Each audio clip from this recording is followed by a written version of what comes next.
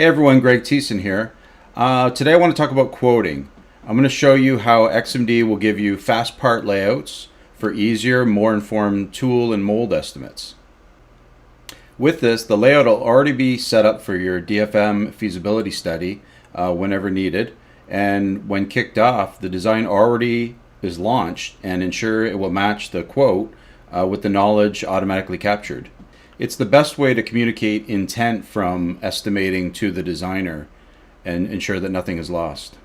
All right, let's get into it. I'm going to show you on a part I selected for today that is actually not ideal for demo. So we're going to start with our XPM like we always do. This is a 2-cavity tool, and we're going to key in 9 thou shrink. If you don't have shrink for estimating, which often you might not, you can leave it at 0. That's no problem at all. They can key that shrink in later when they start the design or when they start designing with your same file, and it'll automatically scale it for you. We're going to select these 2 cavities together, import data. You can import any file type you want, and in this case the customer sent CATIA. These are real world parts, by the way. So this is an actual job that we built here at Synergetic.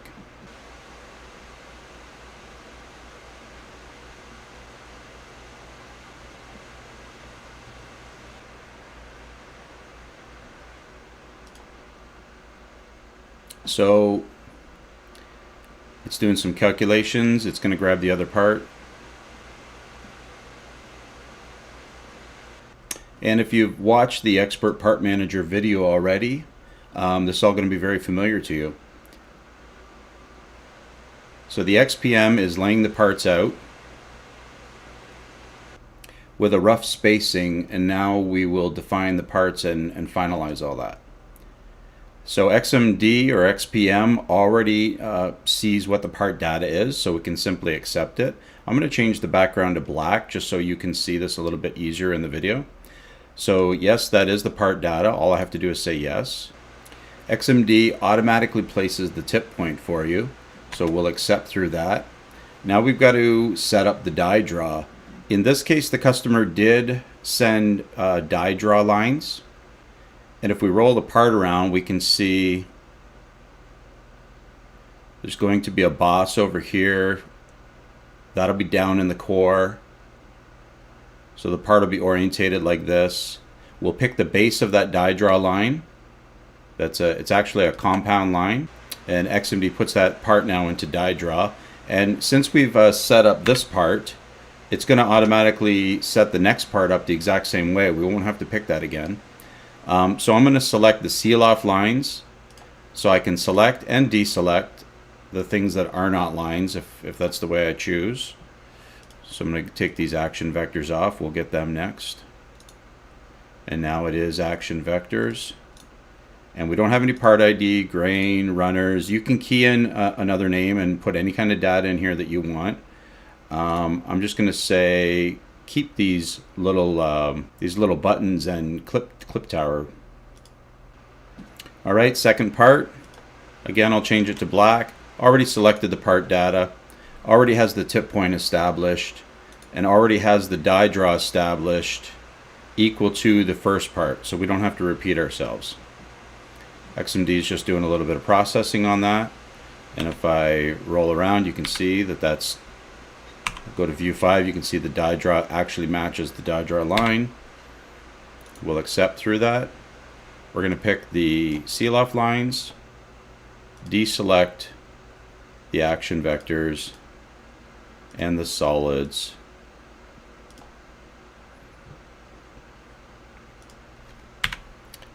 It wouldn't change anything if you left them selected. We're just getting the file organized. Action vectors as supplied from the customer. You're free to draw on your own even at this point. We'll accept through. We'll say keep the rest of the data. So now what XPM has done is it's orientated the parts. We worked with it to establish the die draw. It's looking for one of the action lines, and it's making that action line square to the tool automatically. Often that's what we would strive for in tool making. In this case, we probably would want these larger actions square to the tool, so it'll just be a quick change. we're just going to rotate these parts to what looks a little bit more appropriate, and we'll move them around quickly manually. Now this is what I was talking about in the beginning when I picked parts that were not really ideal for a demo, but what they are ideal for is to show you a real world situation. So often, and probably 90% of parts that you're working with that are like a 90-degree rotation into die draw, this orientation and all of this will be automatic. You won't even have to adjust anything. It works so well. But there are these cases that, of course, we want to tweak. We want to make them a better layout, less steel, that sort of thing. So we'll quickly edit that now. Simply right-click on one of the parts in the Expert Part Manager window here. Use Dynamic Move. We're going to set it to group so it actually applies the same translations to both parts.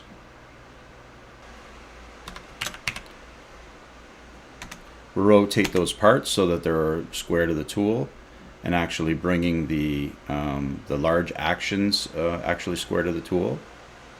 We're going to change that tip point location.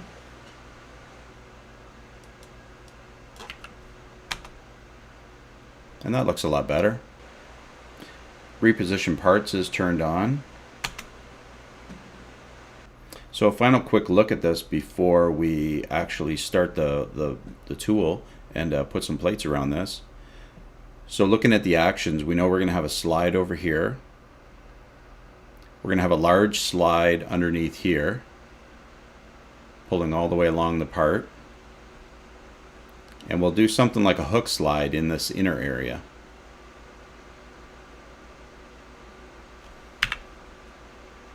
All right, simply start mold. So you can easily adjust the plate sizes as you see fit. First, what we're going to do is we're going to go to the parting line editor. Since this job is being quoted and it's not modeled yet, we'll go to the parting line editor and do a quick little edit to the size of the main blocks. Turn it black so it's easier for you to see. Okay, so let's add a bit of steel up here. We know we've got those cavity hook slides, so we need some extra steel there. And we're going to have a large slide in this job in the core side.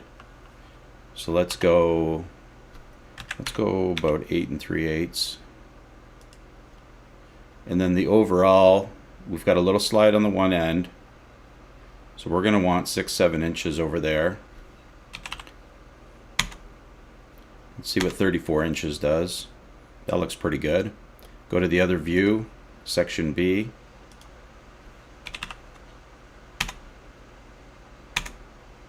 Yeah, almost 8 inches for that big slide. That should do it.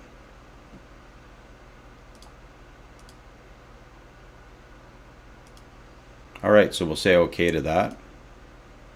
Now that we've got our main block sizes established, you can change the steel type. We're going to change the clamp plate sizes. When you change the cavity side, the core automatically updates as well. Let's make them thicker on this job too. I'd say ejector stroke looks about right. Maybe the rail should be a little bit wider. And if you notice, for each of the plates in the main blocks, it actually gives the weight. So you can apply your shop rate to the different steel types for your estimate. When you're satisfied, hit OK. And it's going to populate all the plate sizes, all the assembly. Obviously, you already seen the parts were orientated correctly. We've established all that.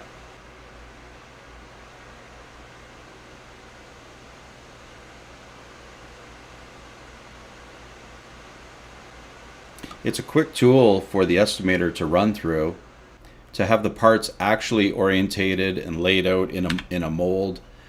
They can see the steel around it rather than just a sketch, or rather than just numbers in a spreadsheet or in a program somewhere. And the layout is already ready for your feasibility department or your mold designer to get started. all of this information is going to be captured on what the intent of the layout was, which is sometimes hard to see in drawings or sketches. It's just a better way to do it. Now with XMD, the bill of material is always populated. This can be exported, either the whole thing or just the plates, if that's all that's being estimated at this time.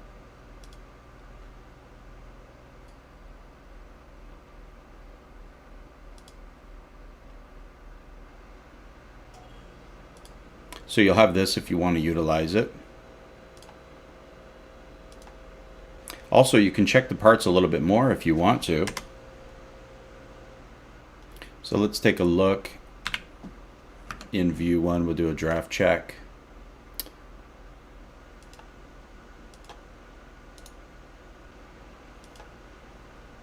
So when you're doing a draft check, you can actually mouse over and it'll give you the exact draft angle at any position. So as the surface changes. So we can see this is all in draw. This is core side that's red. We know we're pulling this with a slide.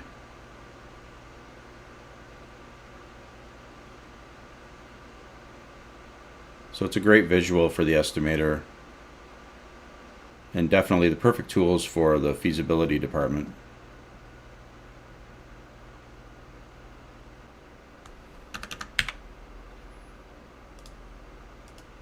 Everything you would need: draft check, mass and volume of the part, wall thickness, all the tools that you need are here. And there we are.